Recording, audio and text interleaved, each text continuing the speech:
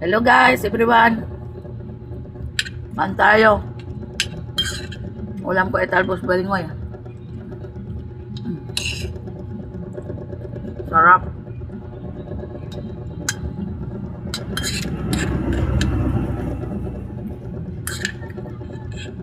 Hindi po talaga namigay si Ate Daisy Vlog ng gulay.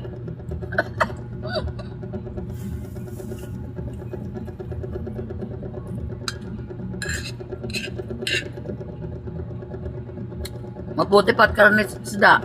Namigay si Ate Daisy Vlog, pero ito hindi.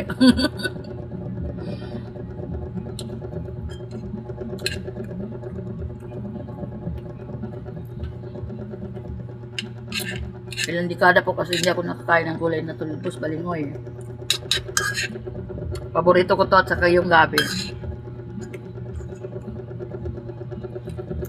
Ito kasi ang nag-islang ko sa aking papa, aking ama. Ating kinugulay noon talbos balingoy. Huwag kayong anim ng kamuting kahoy.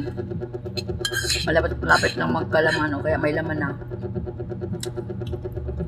Malapit ng harvestin, gugulay na yon.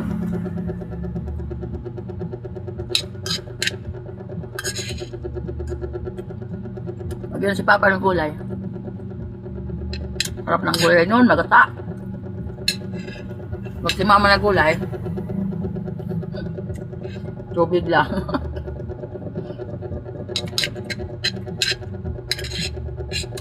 Ang tawag ni Mama noon, sinukuan.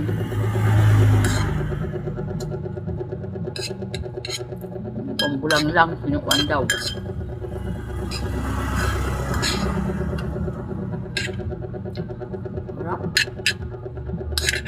Ang Diyos na hindi talaga kita tinira ng gulay.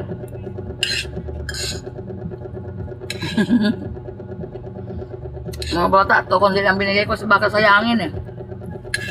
Ayun lang ako nagulay ng talbos. Bali mo. Ano po yan be? Okay guys, may bumili po. Okay. Kain tayo ulit. Sarap. Okay guys. Kain. Sarap. Luto pala ni Ate Daisy Vlog to, 2 luto. Hindi. Nasasalangan lang. Mango lang ako ng kalahati, konti. Pinukot ko kay asawa kasi hindi nagkakain yun ng mga ano. Sardinas, kaya ano, isda, mga ano ba? Mga nakakain ng ano.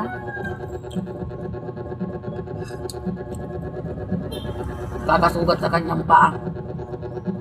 Tapos nung kabukod pa ako ng kakainin niya, saka naman po ako naglagay ng sardinas. Para mas masarap yung may sardinas. Pala, mas masarap pala yung walang sardinas. Yung karne lang sa hug. Kasi hindi siya malangsa. Lasang-lasa mo talaga yung gulay. Sa akin.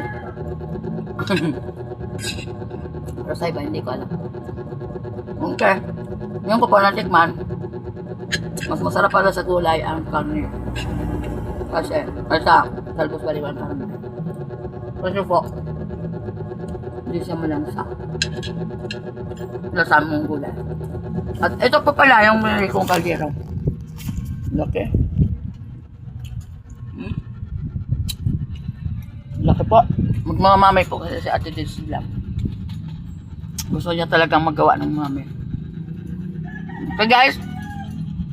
Tapos sa Prito Diaz, pagka may mami na po si Ate Daisy Vlog, Lume, mami. Bili po kayo kay Ate Daisy Vlog ng mami.